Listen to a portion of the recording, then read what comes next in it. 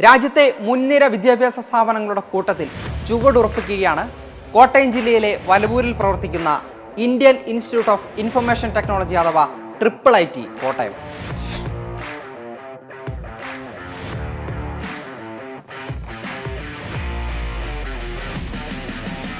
ഈ വർഷത്തെ ക്യാമ്പസ് പ്ലേസ്മെന്റിലൂടെ തിളങ്ങുന്ന നേട്ടമാണ് IIIT കോട്ടയത്തിനുണ്ടായിരിക്കുന്നത്.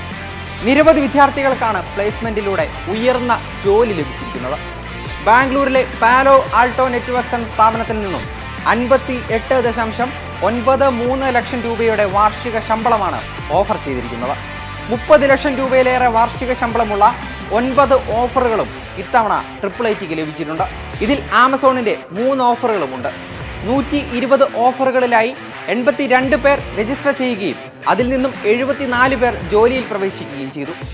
Communication studies, information technology എന്നിവയിൽ ടെക്നിക്കൽ വിദ്യാഭ്യാസം നൽകുന്നതിനായി സ്ഥാപിച്ചവയാണ് നമ്മുടെ രാജ്യത്തെ IIITകൾ.